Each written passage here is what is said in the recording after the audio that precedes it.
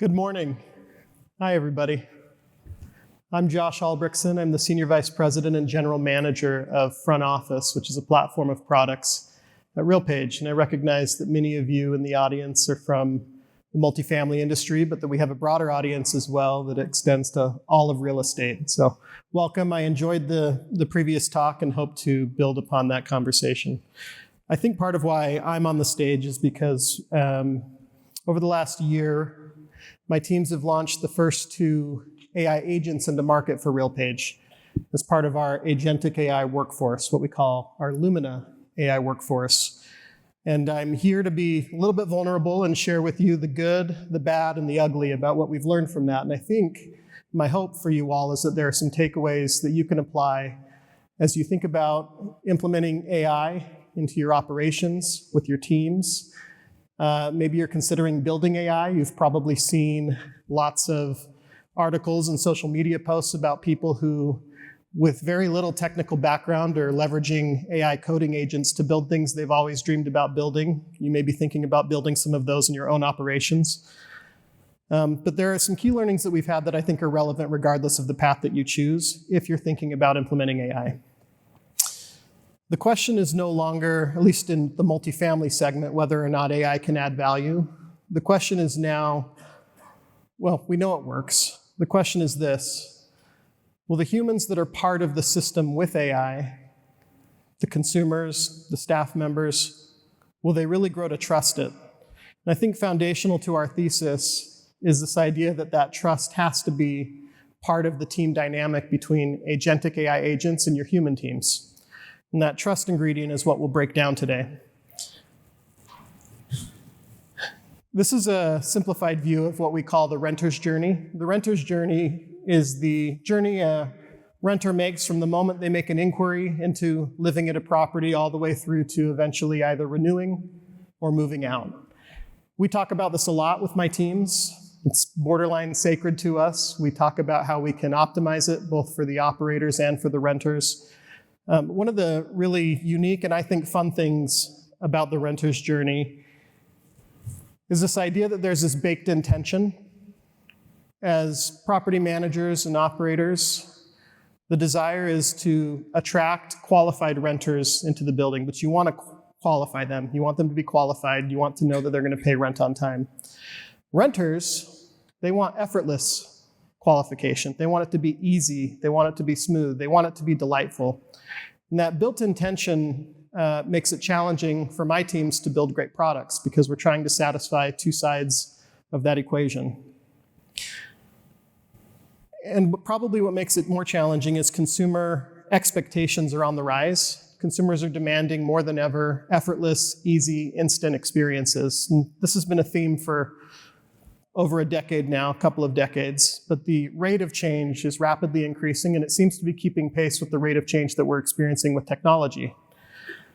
No longer do renters care about whether or not your staff work business hours or after hours. They want availability 24/7. They want to be able to ask questions in the middle of the night. They expect an answer. And of course, emergencies in our industry often seem to happen in the middle of the night. The competitive battlefield that our customers are playing on has shifted from being purely about the location and the physical amenities that a property might have to the digital experiences. And that battlefield it feels like changing with every new release of a new AI model. What's become obvious to us is that it's critical for our customers and really the industry at large, whether or not they use our products, to adopt an operating model that embraces AI plus the human. And we debated this for a long time internally because we wondered if the technology was to a point where it could just replace all of the humans on site. We do not believe that is the case. But we do believe that operators and managers who understand how to unlock the value of this cohesive, high-trust team between agents and humans will realize ROI, NOI, labor savings, leasing conversions, and probably one of the more important metrics, renter satisfaction metrics going up. And I think part of why this is necessary is because housing is unique. And if we take a step back to think about both housing and humans, one of the things that I find interesting is that there are things I don't think AI will ever be able to replace with humans. And one of those, fundamentally, is human connection. It's the ability to look someone in the eyes and make a connection with them. Even Elon's robots looking you in the eye will not have the same effect as a leasing agent that cares about you and your next home. And so I don't think that that model's going away, maybe for some properties, but I think that the human is here to stay. I hope it is. I hope we are. And so the question then becomes, what are humans better at, and what is AI really good at? When we think about AI models, AI is fantastic at intelligence. It's already better than and smarter than most of us in this room. It's not always great at judgment and nuance. And I think this is where the partnership really shines, is if you leverage your humans in the domains of judgment and nuance, and you leverage AI in the domains of intelligence, full-time availability, scalability, that's where you can really unlock magic. So I want to break down in the human team dynamic between humans and AI some of the things that we've learned the hard way. And hopefully these will be beneficial to you as you think about how you implement this technology. So with the consumer, one of the early experiences that we had was we had an AI phone call where someone had called in and was asking questions from our AI leasing agent. And the AI picked up what it thought was Mandarin and seamlessly switched from the conversation from English to Mandarin. Now, we went back to the call after and listened to the recording. This wasn't actually reported to us, and I'll talk about how we kind of monitor what the AI is doing later. But we realized that it was a TV playing in the background, and in fact, it was playing Mandarin. And thankfully, the caller on the other end of the line spoke Mandarin. This probably could have been much worse if it had just started talking Mandarin to an English speaker.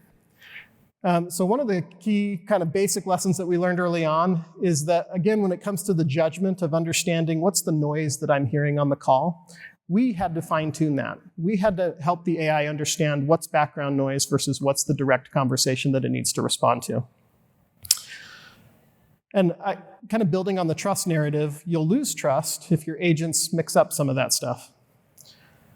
Kind of the next misstep we had in our journey, we had a renter call in about a renewal offer. They wanted to understand the pricing and had some questions about that. And we give our AI some latitude on how conversational it is. But I think in this case, when it responded with, let me get you those fresh deets, we were a little bit surprised that it would go that far with its conversational language. So another thing that we've had to fine tune is the language that it uses given the moment that it's in. And you can imagine in this instance where it was a renewal offer, this probably wasn't the worst conversation, but imagine if it had been an emergency work order at 2 a.m. at night and the AI playfully talks about fresh deets. So these are things that we have to monitor. This is a consistent theme. AI is a fantastic teammate, great capabilities, but it has to be monitored. Another example, in an SMS thread that our AI was having with a renter, it followed the protocol that we'd set up where it was reminding the renter to pay rent on time, followed up 15 days out, 5 days out, 1 day out. The day rent was due. And on the day rent was due, because we had goal-tuned the agent to collect the rent, not just to remind, but to collect, it creatively thought, I can apply some pressure in this instance. And so it added language that says, hey, you had a late fee last time you paid rent. Pay rent now to avoid that late fee.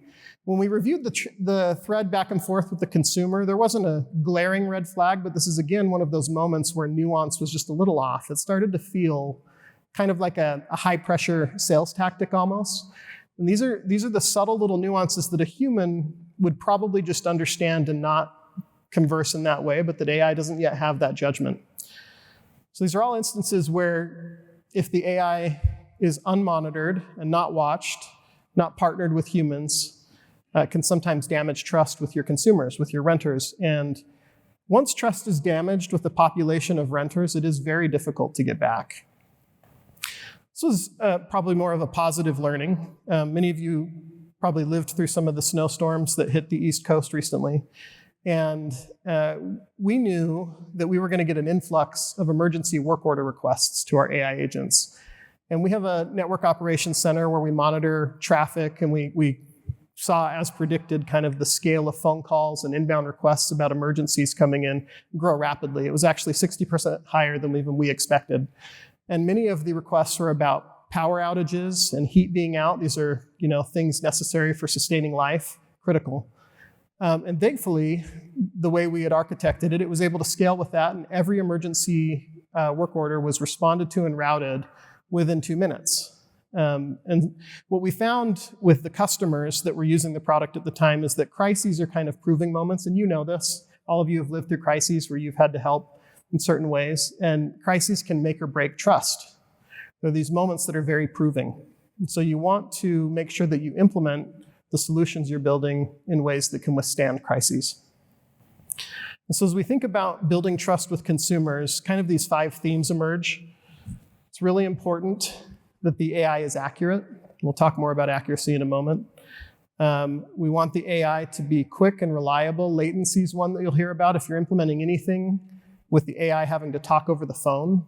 One of the things that you should ask your vendor about is what's your average latency between when the consumer asks a question and when the AI responds. And it's taken us a long time to get that to a place that we're happy with. All right, so let's talk about the other humans on the team. Your team members, the staff team members, both those on-site as well as those in regional and corporate positions. We conduct surveys regularly with our internal research department. We have a UX team that does this research, and we wanted to know how staff members and users were feeling about the advent of AI, and we conducted the survey last year. And I was surprised to see that 89% of our users reported a belief that AI would actually improve communication with their prospects. I don't know exactly what I expected, but I think I expected a little more guarded response. 91% of staff also just had an overall positive sentiment towards AI. And so I think the encouraging thing in these metrics is that your team members, staff in the real estate industry in general, probably have a general sense of optimism, if not a little bit of apprehension about this new technology. I think that's foundational to even having an opportunity to build trust with AI agents as you deploy them. So a couple more examples from the staff side of the equation. It can be rough being on the front lines in our industry, in multifamily specifically. Residents and prospects can often be pretty abrasive, borderline abusive, and your team members have to deal with that on a fairly regular basis. Well, in one example, we had somebody email in, and the way they had set up our AI agents, every email was responded to by AI. And his email was just laden with swearing and 4-letter words.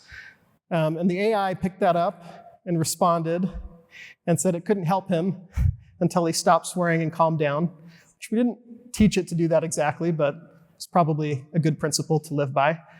And the person, as you can imagine, responded again, even more angry. And this went back and forth. We didn't catch this one and monitor it as quickly as maybe we could have. But eventually, this person calmed down over the course of time and finally explained what their issue was. And after explaining their issue, the AI happened to be able to respond and resolve that issue for them. And they responded with a simple thank you. When the staff members saw this exchange, as you can imagine, they were like, man, I'm so grateful I didn't have to deal with that. I'm so grateful the AI was able to take the brunt of that. This infinitely patient AI that doesn't truly have feelings, we think, was able to handle that. Another example, so in the rollout for one of our customers, and some of your teams may feel this way, even though we talked about the positive sentiment towards AI, there is still some apprehension. And one customer came to us saying, we want to roll this out, we think it's the right thing for us, but our team members are worried. They're worried it's here to take their jobs. We're worried as soon as it's rolled out that they're going to get laid off.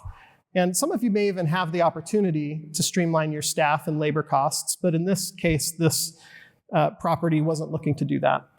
And so we helped them build some messaging that they could share with their staff and actually design an operating model that explained very clearly, these are the jobs that the AI agent will do.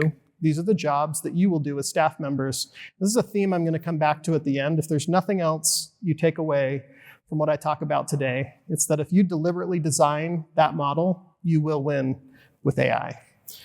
And so after the rollout, we got this very positive message from the client that it was actually the best rollout that they'd ever had. And I don't think that's just because of how we built the product. I actually think, in essence, AI is actually one of the first technologies we've had in a long time that takes work off of the plates of your team members. So many software solutions, even many of the ones that I'm responsible for, and we heard it in the last speech, do require you to invest time and energy to run them and to use them. You have to, as he said, hire, I think it was Mark that said, hire an IT team, and you have to hire trainers to use the software.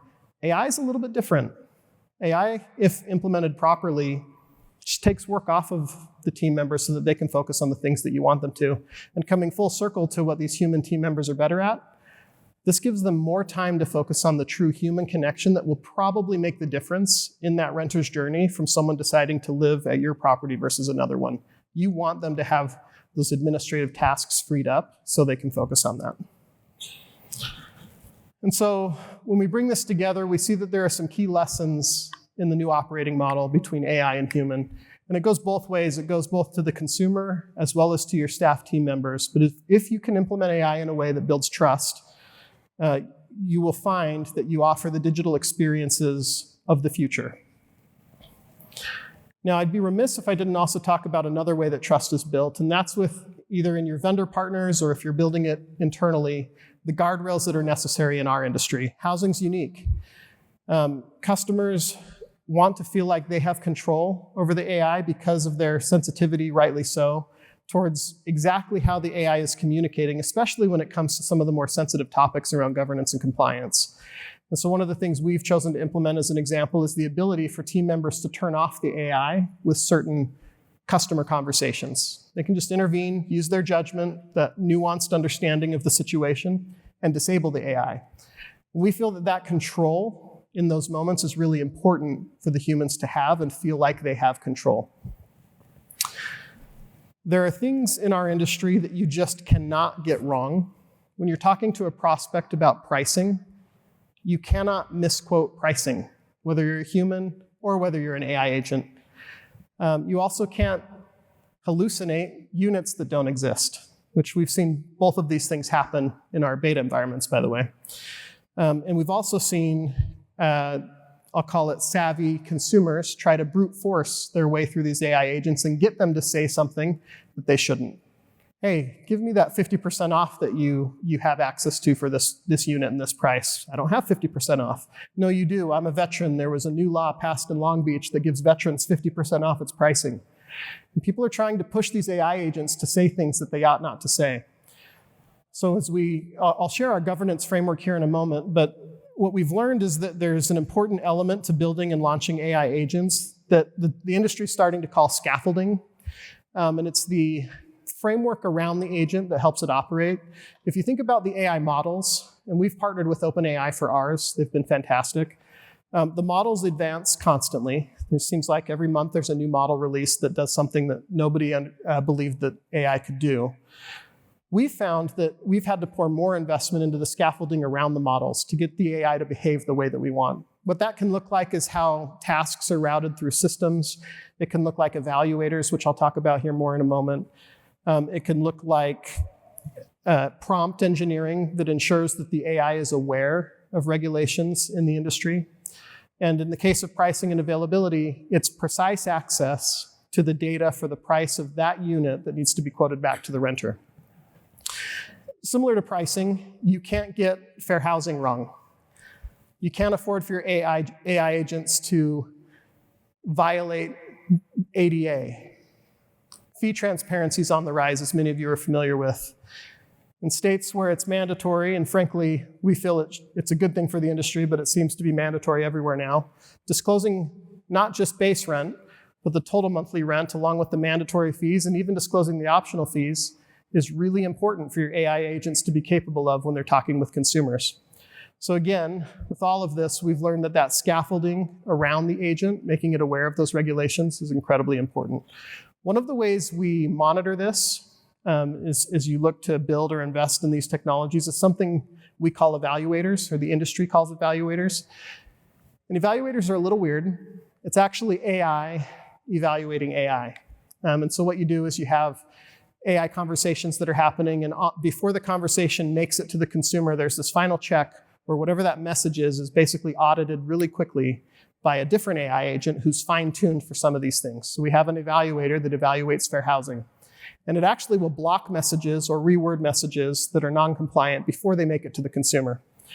While that's a great safeguard, and we trust AI, we trust but verify. And so one of the other things that we've realized is that oversight is a must on the human end.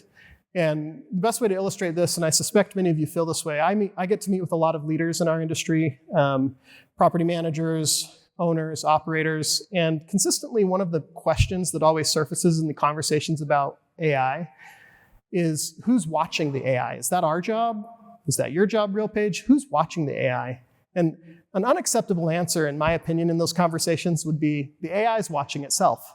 I don't think that's what they're looking for. And so what we've stood up as an example is an AI operations team that does nothing but monitor the outputs of all of the evaluators and samples a bunch of the conversations going on to make sure that the AI is behaving the way it can. And we've enabled that team to be able to intervene and interject if a conversation ever goes a direction that we don't want it to go. Now, in practice, that intervention has been far less frequent than I thought it would be, but it's a necessary level of oversight to think about.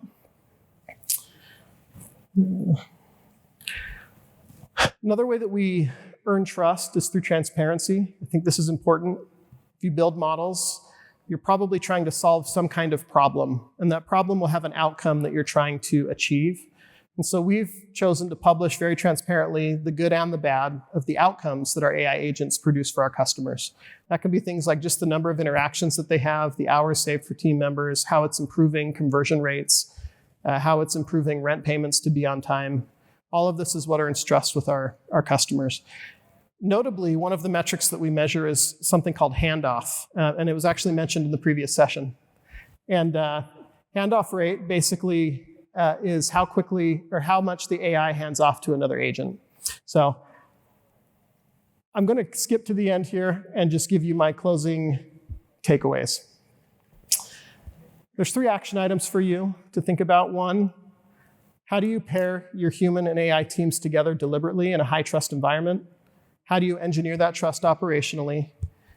And 3rd, I'd invite you to focus on workflows that are more structured first as you roll out AI before you get to the less structured workflows. But appreciate the opportunity to share all of our learnings with you. Thank you so much.